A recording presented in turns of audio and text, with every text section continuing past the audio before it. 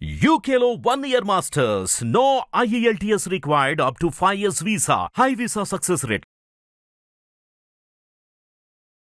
ఒక question ma'am, ఇప్పుడున్న రిలేషన్షిప్లో వాల్యూస్ ఉండట్లేదు.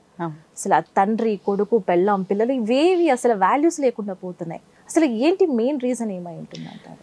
మేడం, ఒకప్పుడు జాయింట్ ఫ్యామిలీస్ ఉండేవి, ఒకరి మీద ఒకరు ఆధారపడుతూ ఉండేవాళ్ళు. ఈ రోజున ఒకరి మీద ఒకరు డిపెండ్ అవ్వాల్సిన నెసెసిటీ లేదు. ఏంటి, ఫైనాన్షియల్ గా ఎవరి కాళ్ళు సంపాదించుకునే అంత ఇండివిజువల్ ఫ్రీడమ్ అనేది చాలా ఎక్కువైపోయింది. దానివల్ల రిలేషన్స్ అధ్వానంగా అయినాయి. రీసెంట్ గానండి, నిన్న మొన్న న్యూస్ పేపర్లో ఒక న్యూస్ చూశాను. మదర్ 80 years, ఆవిడ చనిపోతే ఆవిడకి 2 కూతుర్లు 2 కొడుకులు, ఉన్నది ఒక 20 lakhs ప్రాపర్టీ అట, హౌస్. ఆ హౌస్ ఎవరికి చెందాలి అనే దాని మీద ఆవిడ శవాన్ని 2 days అలాగే ఉంచితే గ్రామ పెద్దలు నెక్స్ట్ రోజు మీటింగ్ పెట్టి వీళ్ళని తిట్టి దాన్ని ఏదో 3 అంటే కొడుకులు కూతుర్లకి ఎప్పుడో పెళ్లిళ్ళు అయిపోయినాయి, మేము ఎందుకు ఇవ్వాలని. వాళ్ళకి ఎంత బుద్ధి లేదు, 20 లక్షల ప్రాపర్టీ మళ్ళీ వాళ్ళు తీసుకోవడం, దానికోసం పోరాడడం. అమ్మ ఆస్తి మాకు కూడా రావాలి, ఇప్పుడు చట్టాలు మార్పులు వచ్చినాయి కదా, పోనీ అదేమో ఎక్కువ ఆస్తి ఉంటే అనుకోవచ్చు. వాళ్ళ దృష్టిలో ఏంటంటే, మీరు ఏ రోజు అన్నలు బ్రదర్స్ ఎవరైతే ఉన్నారో కొడుకులు, మీరు ఏ రోజు అమ్మను పట్టించుకోలేదు, మేము వచ్చి మేము ముద్ద పెట్టి మేము చూసాం కదా మధ్యలో అయినా, కాబట్టి చట్ట ప్రకారం మాకు హక్కు ఉంది, మేము తీసుకుంటాం.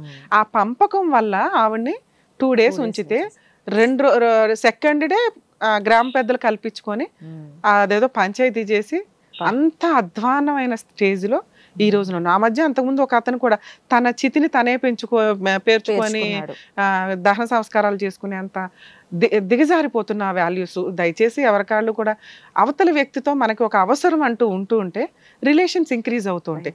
మనం ఎందుకు చేయాలి అలాగ పని అంటే, అసలు మన అవసరం ఉంది అంటేనే మన ఇంపార్టెన్స్ పెరుగుతున్నట్టు. అది చేయడానికి ఎవడో రెడీగా ఉండట్లా. మనల్ని ఒక వ్యక్తి, అరే మీరు లేకపోతే నాకు ఇవాళ ఫుడ్ జరగదు, మీరు లేకపోతే ఎంటర్టైన్మెంట్ లేదు అనే ఒక స్టేజ్లో ఉండాలి. ఇంట్లో ఆ పనికి ఎవరూ లేరు. స్విగ్గీలో ఎక్కడైనా మనం ఆర్డర్ చేసుకుంటే వచ్చేస్తున్నాం. ఒకప్పుడు భార్య వెళ్ళిపోతే తిప్పి కుడితే 10 daysకి వెనక్కి తెచ్చుకునేవాళ్ళు. ఇప్పుడు ఎవరికాళ్ళు బతకగలిగే అంత స్టేజ్, కంఫర్ట్ జోన్ వచ్చింది. వాల్యూస్ ఇంపార్టెన్స్లు పడిపోయింది. దానివల్ల మెల్లగా సమాజం అధ్వాన స్థితికి వెళ్తుందని అనుకోవాలి. ఇలాంటి ఎన్ని కేసులు చూస్తారో రోజుకి నిజంగా. సరే, మరి ఒక సమస్యతోటి కాలర్ అయితే రెడీగా ఉన్నారు, మాట్లాడదాం. హలో అండి, నమస్తే. నమస్తే మేడం. మీ పేరండి? నా పేరు నజీరా మేడం.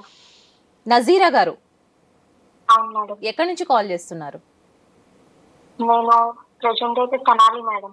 ఓకే నజీరా గారు, రమ్య మేడం గారు ఉన్నారు. మీ సమస్య ఏంటో తెలపండి, చాలా క్లుప్తంగా తెలపడానికి ట్రై చేయండి, ఓకేనా? Okay okay. సరే నజీరా గారు, నమస్తే అండి. నమస్తే మేడం. అమ్మ చెప్పండి అమ్మా, ఏంటి మీ ప్రాబ్లం?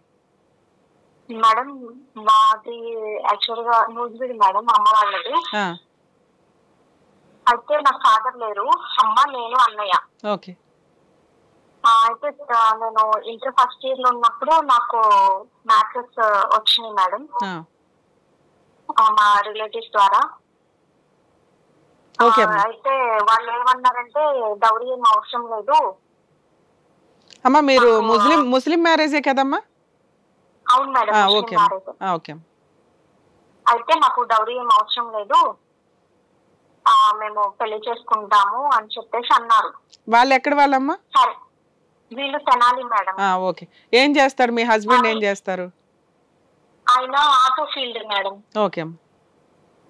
అయితే సరే డౌరీ వద్దంటున్నారు కదా అని చెప్పేసి మా అమ్మ వాళ్ళ సైడ్ వాళ్ళు ఇటు తెనాలి వచ్చి చూసారు.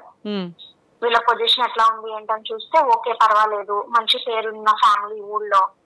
మా మామయ్య గారు కూడా మంచి పొజిషన్ ఉన్న పర్సన్ అని చెప్పేసి మొత్తం తెలుసుకున్నారు. తెలుసుకున్న తర్వాత ఓకే అని చెప్పేసి ఇంకా మా వాళ్ళు వచ్చేసారు. వచ్చేసిన తర్వాత వీళ్ళు కూడా మా ఇంటికి వచ్చారు, చూసారు, ఓకే మాకు అమ్మాయి ఓకే అని చెప్పారు. అదే రోజు ఎంగేజ్మెంట్ అనేది పెట్టేసుకున్నారు మేడం.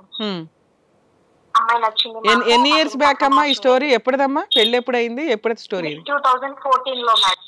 10 years back. అవును మేడం. 2014 జూన్ మంత్ లో వీళ్ళు వచ్చారు, చూసుకున్నారు, ఓకే మాకు అమ్మాయి ఓకే అని చెప్పారు. ఇంకా అమ్మాయి మాది అనిపించుకున్నట్టు అయిపోయింది.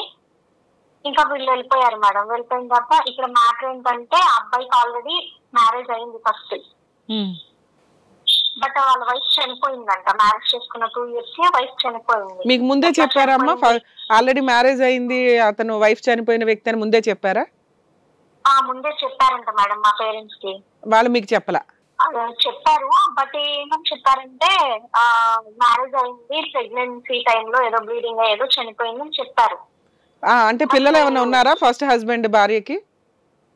లేరు మేడం, పిల్లలు లేరు. సరే, వైఫ్ చనిపోయింది, మంచి ఫ్యామిలీ బ్యాక్గ్రౌండ్ బాగుంది అనుకున్నారు మీరు. ఓకే, వైఫ్ చనిపోయింది బట్ ఫ్యామిలీ మంచిది కదా అనుకున్నాము. నేనైతే వద్దని చెప్పాను మేడం, నాకైతే అసలు 100% నాకు ఇష్టం లేదు. ఎందుకంటే నేను వచ్చేసి ఫస్ట్ ఇయర్ చదివాను, అప్పుడే ఇంటర్ కంప్లీట్ అయింది నాది. నాకైతే మ్యారేజ్ ఇష్టం లేదు. అది కూడా సెకండ్ మ్యారేజ్ అంటే అసలు ఇష్టం లేదు. బట్ మా ఫ్యామిలీ ఫోర్స్ వల్ల ఒప్పుకోవాల్సి వచ్చింది మేడం. ఒప్పుకున్నాను. ఓకే, జూన్ నెలలో వాళ్ళు వచ్చారు, చూసుకున్నారు, అయిపోయింది. ఇంకా జూలై మంత్ 1 month గ్యాప్ వచ్చింది. August 10 మ్యారేజ్ సెట్ అయిపోయింది.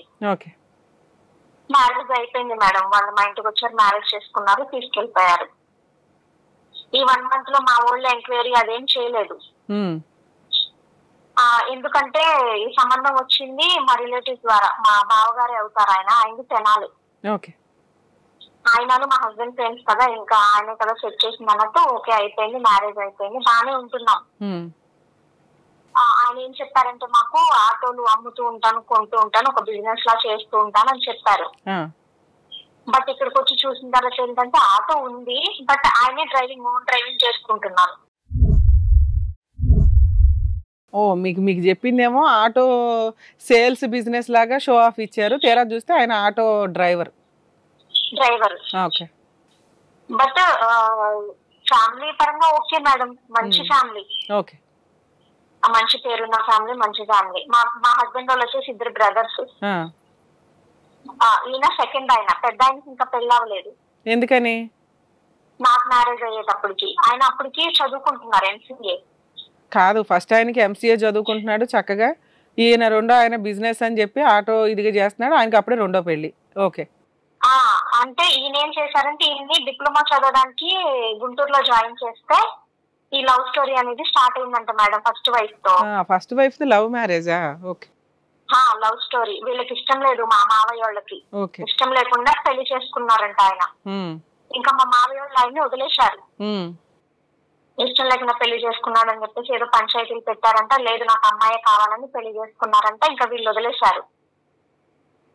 ఎప్పుడైతే అమ్మాయి చనిపోయిందో అప్పుడు వీళ్ళ అబ్బాయిని వీళ్ళు ఇంటికి తెచ్చేసుకున్నారు. చనిపోయిన 1 year లోపే మళ్ళీ నాకు ఇచ్చి పెళ్లి చేశారు. మరి అబ్బాయి మర్చిపోవాలి కదా, అమ్మాయిని మర్చిపోవడానికి టైం పడుతుంది కదమ్మా. లవ్ చేసి పోరాడి పెళ్లి చేసుకున్న అమ్మాయి పట్టణం చనిపోయింది, నేను పెళ్లి చేసుకుంటే నాకు పెళ్లి చేయండి అని అడిగాడంట మేడం అని వాళ్ళు చెప్పారు. నిజమేంటో నీకు తెలీదు? ఓకే. అట్లాగే మా బావగారిని అప్రోచ్ అయితే మీ రిలేటివ్స్ ఎవరైనా ఉన్నారంటే మా బావగారు మాకు ఇచ్చారనమాట ఆ సంబంధం. ఓకే అమ్మా, ఓకే. మ్యారేజ్ అయింది, మీరు అక్కడికి వెళ్ళారు, తీరా అక్కడ విషయం చూస్తే మీ ఆయన ఆటో డ్రైవింగ్ కూడా అతనే చేసుకుంటున్నాడు. Okay, next. ఆయనే చేసుకుంటున్నారు, బాగానే ఉంది. కాకపోతే అప్పటికి మా అత్తయ్య వాళ్ళకి ఒక హౌసే ఉంది మేడం. అది చిన్నది అవటం వల్ల మా అత్తయ్య వాళ్ళు ఏం చేశారు, నాకు పెళ్లి అవ్వక ముందే నేను పెళ్లి అయ్యి ఇక్కడికి వచ్చే ముందే రెంటెడ్ హౌస్ అనేది తీసేసుకున్నారు మా కోసం. తీసుకుని ఒక 1 month మా అత్తయ్య వాళ్ళు మాత్రమే ఉన్నారు. తర్వాత ఇంకా మీ లైఫ్ మీరు బ్రతకండి అన్నట్టు వాళ్ళ ఇంట్లో వాళ్ళు ఉంటున్నారు, రెంటెడ్ హౌస్ లో నేను నా హస్బెండ్ ఉంటున్నాం. బాగానే సాగుతుంది మేడం, బాగానే ఉంది. ఇంకా తర్వాత 7 years కంప్లీటెడ్ మేడం. బట్ పిల్లలు లేరు. ఎందుకు అని చెప్పేసి మా మమ్మీ మ్యారేజ్ అయిన 1 yearకే తొందరపడింది, పిల్లలు పుట్టట్లేదు ఏంటి అని చెప్తే 1 year కదా, మీ అమ్మాయి ఏజ్ చిన్నది అని చెప్పేసి ఏదో చెప్తున్నాడు మా హస్బెండ్. సరేలే అమ్మో, మా అమ్మాయి ఎంత ప్రేమో అంత ప్రేమ చూపిస్తున్నాడు అది ఇది అని చెప్పేసి మా మమ్మీ వాళ్ళు కూడా అనుకున్నారు. సరే, పిల్లలొద్దు ఓకే, మీ ఇద్దరు అమ్మా పిల్లలొద్దు ఓకే, మీ ఇద్దరి మధ్య శారీరక సంబంధం బానే ఉండేదా? బానే ఉండేది, ఓకే, బానే ఉండేది.